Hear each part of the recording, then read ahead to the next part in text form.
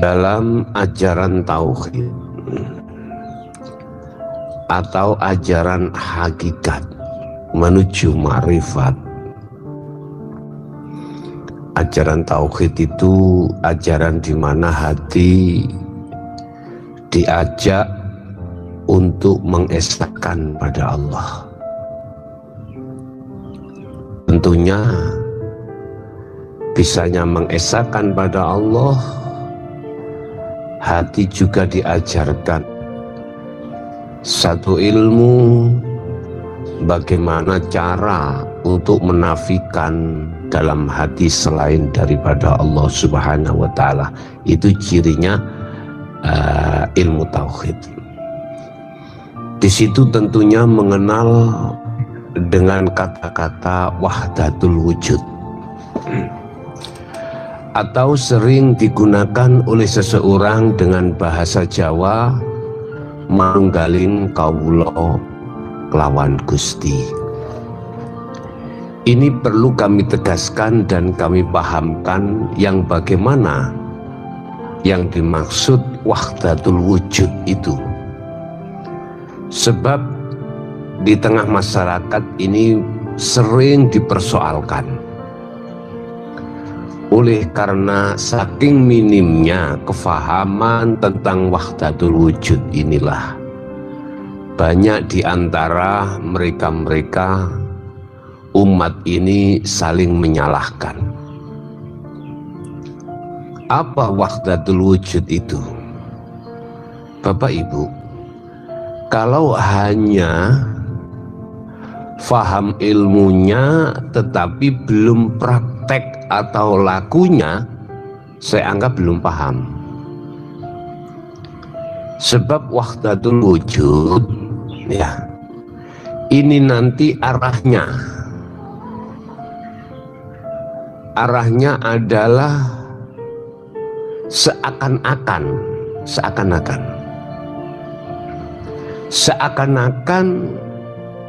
manusia itu menuhankan diri sebagai Tuhan. Artinya mengakui dirinya sebagai Tuhan, seakan-akan. Padahal wahdatul wujud itu adalah sempurnane, atau maksudnya innalillahi wa inna ilaihi raji'un. Sempurnane tingkatan-tingkatan manusia dari syariat sampai ke makrifat Allah. Dan ini oleh karena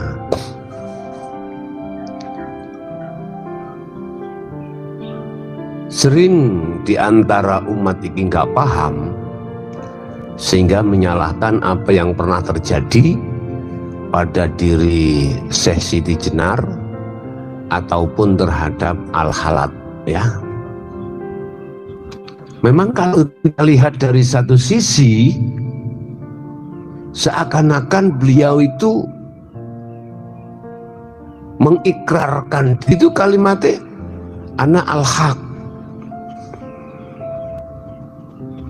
Bapak Ibu, tetapi satu sisi dalam kesempurnaan satu ilmu dan amal yang disebut makrifat pada Allah, makrifatullah, alanya ini dibawa keluar. Akhirnya di luar ini banyak yang nggak paham, maka terjadilah satu fitnah, akhirnya mengatakan itu kafir, darahnya halal dialirkan. Subhanallah. Kita belajar ilmu hakikat ini atau ilmu tauhid ini, substansinya itu adalah bagaimana diri ini bisa menjalankan penafian selain daripada Allah. Satu sisi yang lain, bagaimana diri ini lebur, di samping lebur juga penetapan atas diri Allah. Jadi substansinya kita belajar hakikat kan ujung makrifat Allah, Pak. Di situ. Bapak Ibu hadirin rahimakumullah. Jadi wahdatul wujud itu adalah ketika saat diri seorang hamba diletakkan Allah di maqam musyahadah, dan di situ sudah tidak berlaku selain daripada Allah, termasuk dirinya dalam hati. Ya wis ora eneng boten wonten wujud sakliyane Allah iki sudah tidak ada. Jadi yang ada di situ cuma wujudnya Allah. La maujudan illallah. Ya wis ra enek wujud sakliyane Allah, ya wis ra eneng. Bapak Ibu hadirin, saudaraku yang kami hormati, lah ketika saat apa yang ada di makrifat Allah itu yang kami sebut sebagai wahdatul wujud, itu dibawa keluar,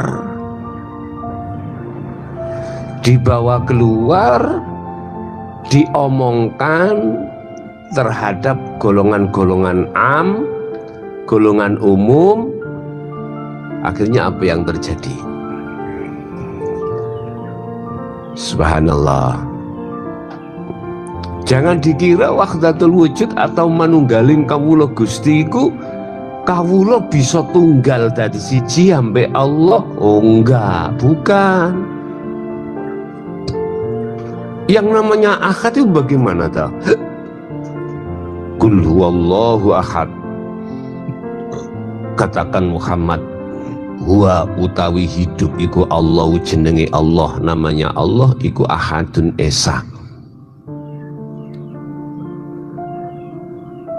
Kelegalan diri Allah itu esa.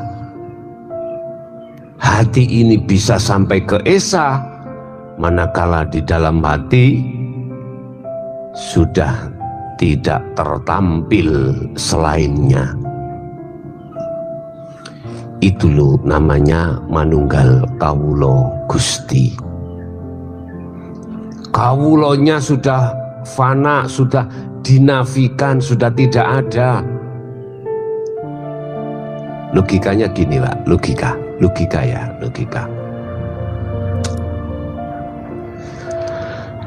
Ini taruh saja namanya satu kacamata. Atau lebih mudah lah,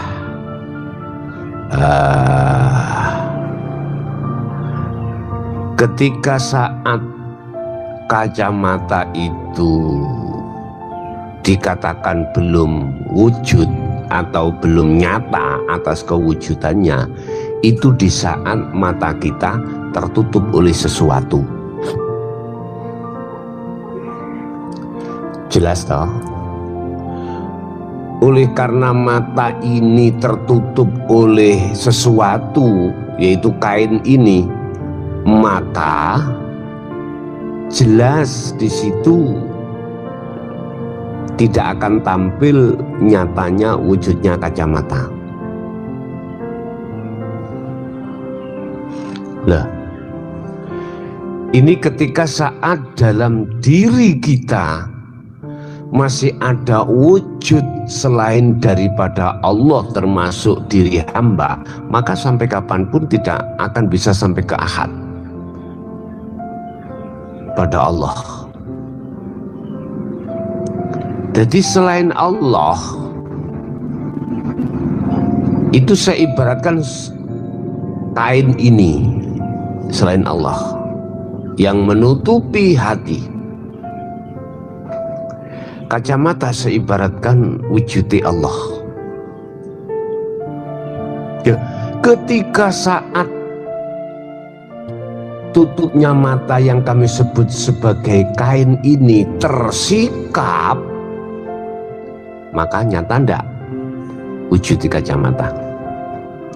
Begitu juga dengan Allah, manakala selain daripada Allah termasuk diri hamba ini iku fana atau sudah nafi, sudah tiada, maka nyatalah Allah.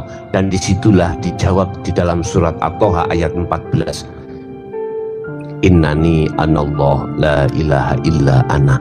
Loh, munculnya hal itulah yang disebut sebagai ma'rifatullah, atau sering kita dengar manunggaling kawula Gusti. Ya ini bukan perkara dua jadi satu, manunggal bukan. Wahdatul wujud itu ya gitu. Keesaan dalam wujud itu akan nyata, keesaan dalam wujudnya Allah itu akan nyata di dalam diri hamba, hati hamba, manakala selain daripada wujud majazi niki dunya saisine makhluk itu kalau sudah tiada baru